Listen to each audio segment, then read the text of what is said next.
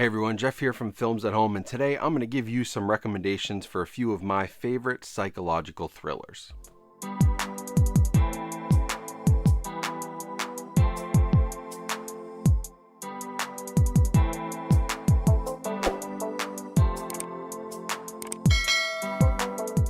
Hey everyone, thanks for coming back to the channel today for this video. I know I usually talk physical media, but today we're going to get into some movie recommendations, and I'm going to talk about 5 of my favorite hidden gems in the psychological thriller genre. Psychological thrillers are one of my favorite genres outside of horror, and they're sort of horror adjacent, but they're also a little more dramatic. They usually feature some incredible performances. They definitely have horror elements, but it's usually a little more dramatic. It's usually got all these twists and turns, and the suspense is really high, and the tension.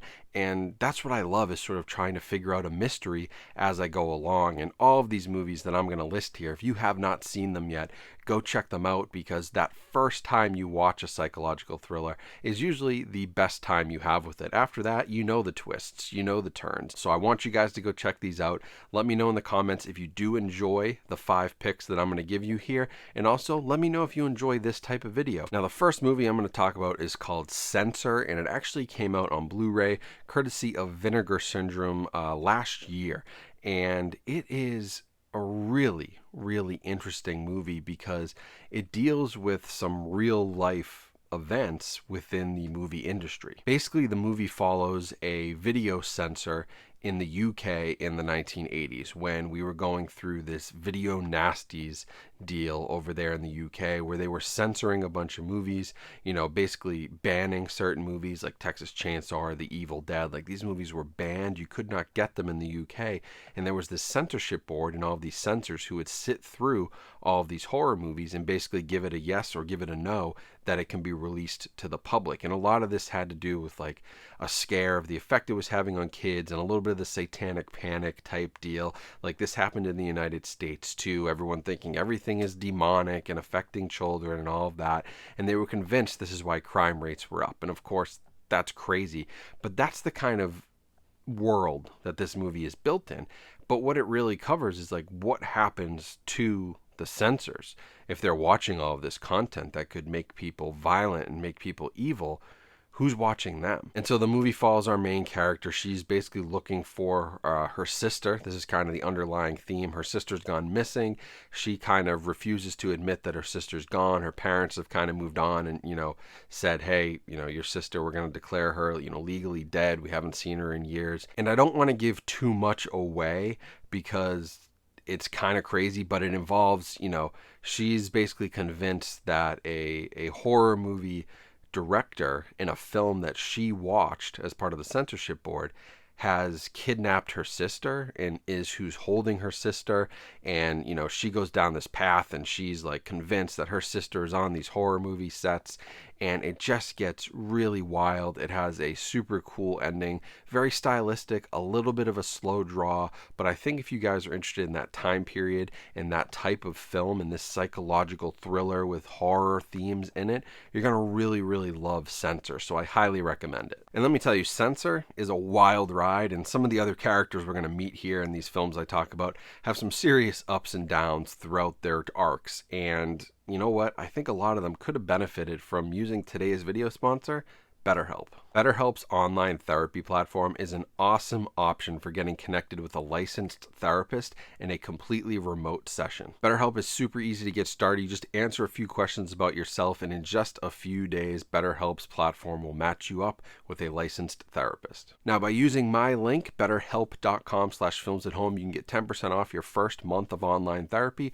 Plus, you're helping support my channel and my content by supporting our sponsors. So we all appreciate that. BetterHelp's mission is to be a more affordable and accessible way to get therapy online. You can start a therapy session through a chat, through a phone call, a video call, so no matter what your situation is, you have a way that you can get help. If you aren't vibing with your therapist at any time, there's no reason to go crazy and go full psychological thriller on them and try to destroy their lives.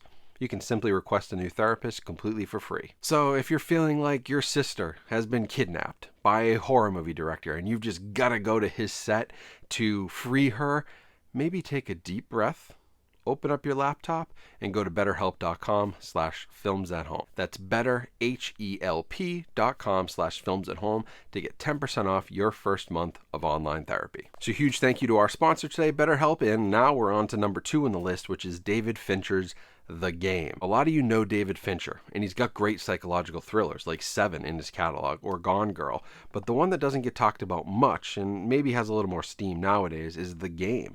This is an awesome movie starring Sean Penn and Michael Douglas, and it kind of breaks down this game that Michael Douglas's character gets placed into. He gets this sort of surprise invite, and they welcome him to the game, and all of a sudden all these things start happening in his life, and it's kind of unraveling, and he's trying to figure out who's playing this game, who's running this game. The company that he visited with, it's not there anymore. They don't exist. And it really takes you down a bunch of different twists and turns. And Michael Douglas and Sean Penn are both incredible. It has an amazing ending that I don't think any of you guys will see coming on the first viewing.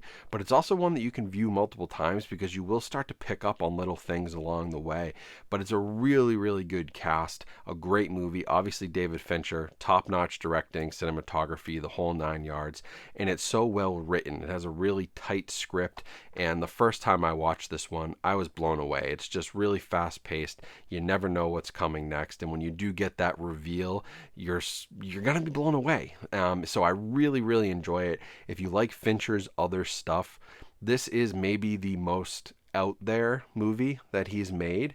It is definitely different from what he's used to, but it has elements of Seven, and it has elements of Gone Girl, and it has elements of Fight Club, and it has elements of Panic Room, and it has all these different elements of his kind of popular movies, and you see his style. It's so good that I think you guys all deserve to watch it. And if you've never seen it, I can't wait to see your reactions. You can actually get this. There's a great Blu-ray as part of the Criterion Collection. It was the first Criterion Collection Blu-ray I ever bought because I originally saw this movie on DVD. It's the movie that got me into the Criterion Collection. So if you do want to pick that up for your collection, Criterion has that Blu-ray, and you can get it for a pretty good price nowadays, even used, because it's been out for a long time. So the next one on my list is The Invitation, and this is an indie film that came out, God, I think 6 or 7 years ago at this point, back in 2015. It's almost 8 years ago.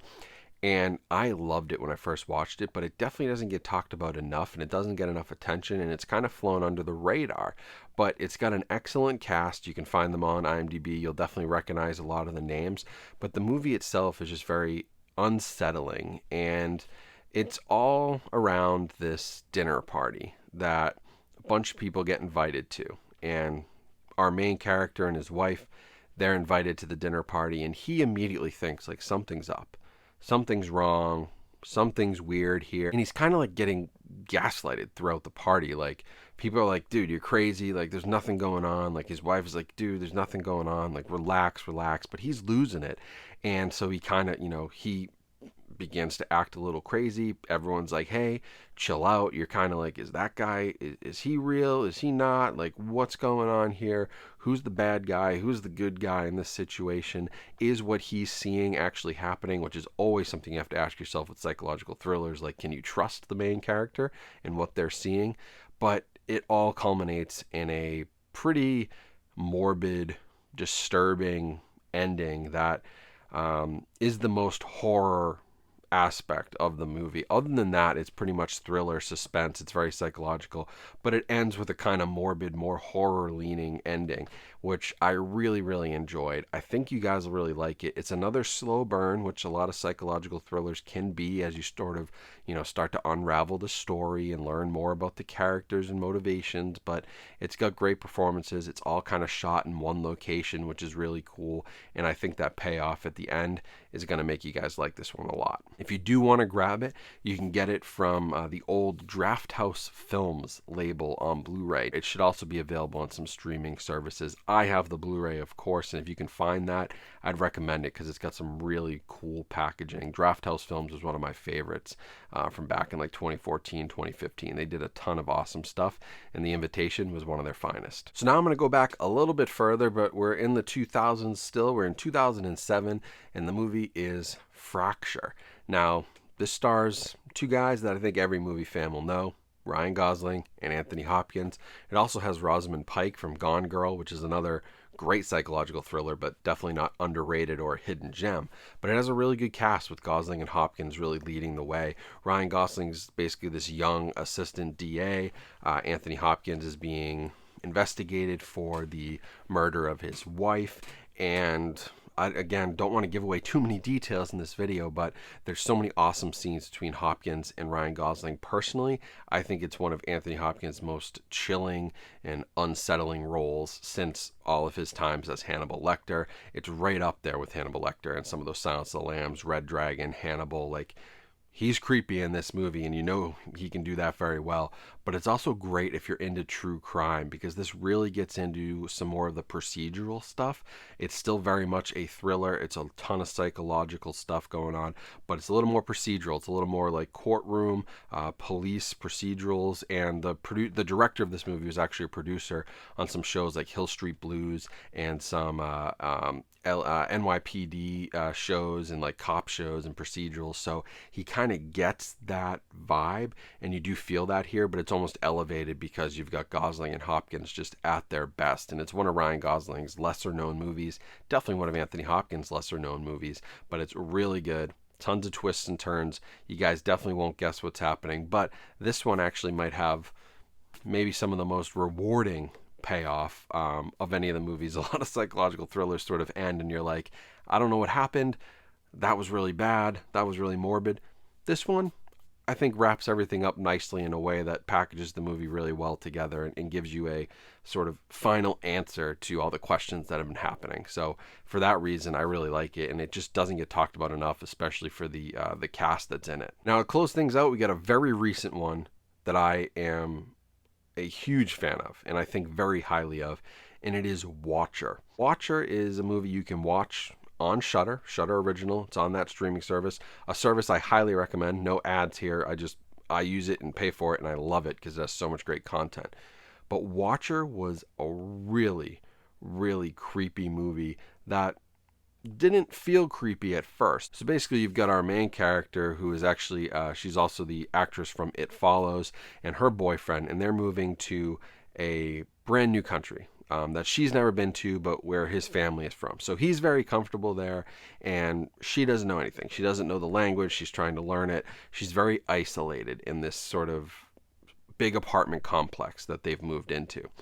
And she keeps seeing this guy across the street in the other apartment complex watching her through the window. You know, he's the watcher. And it's almost a little bit of like Rear Window. It's a little bit of Disturbia, if you've seen that. It's a little bit of that, like, you know, the guy across the street that I only see through my window. I feel like something's wrong. You know, I feel like he's killing people. He's a serial killer. He's murdering people over there. She gets very obsessed with the fact that something's up with him. And again, the gaslighting, which is a very common theme in like psychological thrillers.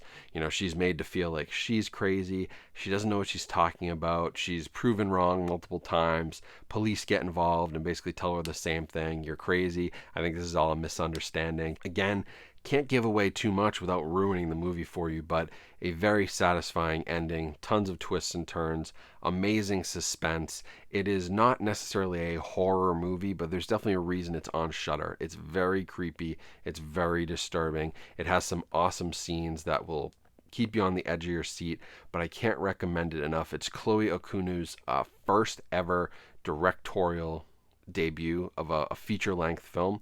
She had worked on, I think, VHS 2 and done an anthology short. She'd done some other short films, but this was her first theatrical debut, and I can't wait to see what she does next based on Watcher, because it is so well done, and it really will have you psychological thriller fans out there very, very pleased when you're done with it. So that's it. Those are my 5 picks for hidden gems in the psychological thriller genre that you guys need to go watch. So if you've been looking for something, if you're sick of your, you know, everyday blockbusters, the stuff you've been watching, if you got an interest in like true crime documentaries, like I think these are the closest Hollywood movies to like those Netflix true crime documentaries that everybody loves, which is why I love them too, because I love those.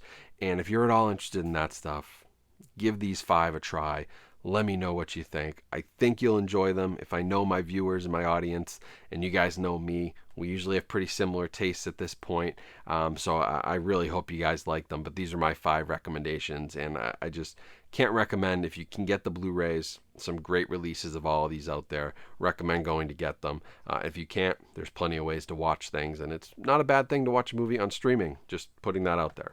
As long as you're consuming the content, I think that's really the biggest thing as a movie lover. So any way you can watch these, I highly recommend it. So thanks again for watching and sticking with me on this one. If you did like this type of content, please let me know in the comments, because I would love to do more of this, but I want to make sure you guys are enjoying it. Of course, you're the audience. You tell me what you like. Also, thank you again to our sponsor, BetterHelp. It's betterhelp.com/filmsathome. If you head over there, you can get 10% off your first month. I've used it. I recommend them. I think it's a great way to get accessible therapy and be able to talk to somebody in just a few days, realistically. So link down in the description where you can find that, and in the pinned comment. So thank you for their support of this new type of content and this new avenue on the channel, which I greatly appreciate. And thank you to all of you for watching. So make sure you follow me on social media. Those links will be in the description as well as other partners and other people who help out the channel and support. So appreciate all of them, and thank you once again to BetterHelp. But hope you guys have a great rest of your day. Stay safe, stay healthy out there, and I'll talk to you all soon.